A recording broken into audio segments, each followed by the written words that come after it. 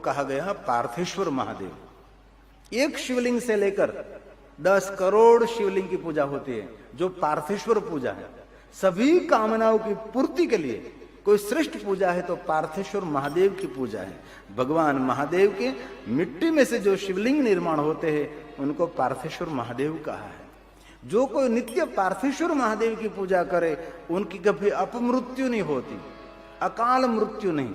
ऐसे बहुत सारे शिव भक्त हमने देखे हैं कि रोज भगवान महादेव का पार्थेश्वर पूजन करें, मिट्टी में से सुंदर शिवलिंग निर्माण करें, सुंदर पीठ निर्माण करें, भगवान महादेव का आह्वान करके शिव पूजा करें। शिव पूजा करने के बाद वो पार्थेश्वर महादेव का मिट्टी का जो लिंग है सरोवर में, सागर में, जलाशय में अथवा कोई बिलवृक्ष के गहरे खामणे में वो अर्पण कर देते हैं। इसलिए पार्थेश्वर महादेव लिंग, और जितने लिंग उतने पीठ बनाने पड़ती हैं।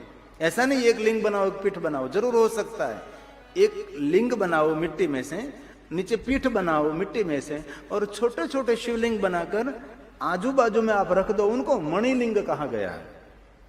ऐसा कर सकते हैं आप, उसको मणिलिंग की मान्यता दी है। एक यंत्र लिंग भी है, ये मिट्टी में से लिंग बनाकर यंत्र बनाते हैं, ये यंत्र पूजा होती है। इसमें अलग अलग बहुत सारा विधान पार्थेश्वर महादेव की पूजा का है। लेकिन ये सब आपको याद न रहे, ये सब आपसे व्यवस्था न हो सके तो बहुत सरल में पार्थेश्वर महादेव की पूजा का एक विधान दिखाऊं।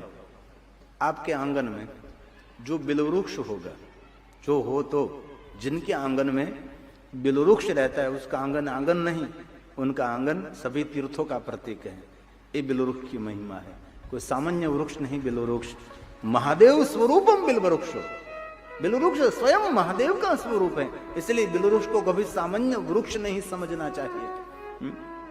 तो उसके नीचे जब मिट्टी रहती है गहरे खामणे में, तो इस मिट्टी का लिंग एक सुंदर बना लो, ऐसे यही मिट्टी, और वहां सुंदर एक पीठ बना लो, बस यही मिट्टी, वही मिट्टी से, और उस पर जलाभिषेक कर दो तो बिलवृक्ष को भी जल अर्पण हो जाएगा।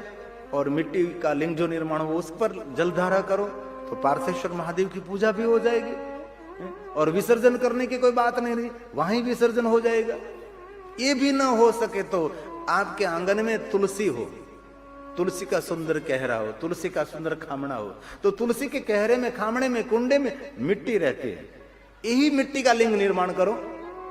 धीरे धीरे हाथ से सुंदर एक छोटा सा शिवलिंग बनाओ और नीचे छोटी सी पीठ बना लो और उसको कर दो जल अर्पण।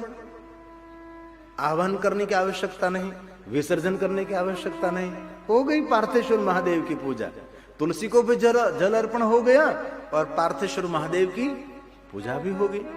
और तुलसी के आगे पार्थेश्वर महादेव की पूजा की बहुत महिमा है, बिलवृक्ष के नीचे बैठकर पार्थेश्वर महादेव की पूजा की बहुत महिमा है। इसलिए कभी अवसर मिले तो विशेष प्रकार से पार्थेश्वर महादेव की पूजा करें। जैसे आंगन में आप भगवान सत्यनारायण की कथा करते हैं, वैसे ही 11 ब्राह्मणों को बुलाकर पार्थेश्वर महादेव की पूजा करें। ये न हो सके तो 5 ब्राह्मण को बुलाकर पार्थेश्वर महादेव की पूजा करें। शिव महापुराण में पार्थेश्वर पूजा का विधान है, सभी कामनाओं की पूर्ति के लिए पार्थेश्वर महादेव।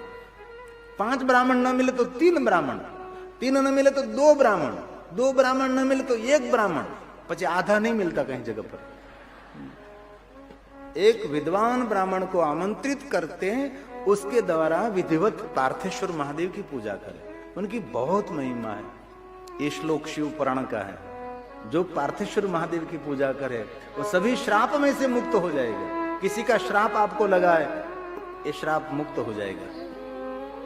दक्ष महाराज ने अत्रि पुत्र चंद्र को श्राप दिया था ना, आपको क्षय रोग हो, तो ब्रह्मा जी ने क्या कहा चंद्र को? चंद्र को कहा, चंद्र आप प्रभास तीर्थ में जाकर पार्थेश्वर महादेव की पूजा करो। तो ब्रह्मा का वचन सुनकर वो दक्ष का दिया हुआ श्राप चंद्र प्रभास तीर्थ में पधारे और प्रभास तीर्थ में सागर के किनारे बैठकर पार्थेश्वर महादेव की पूजा की। तो चंद्र को क्षय रोग में से मुक्ति मिली और हम सबको क्या मिला? ज्योतिर्लिंग मिला, जिनको कहते हैं सोमनाथ महादेव।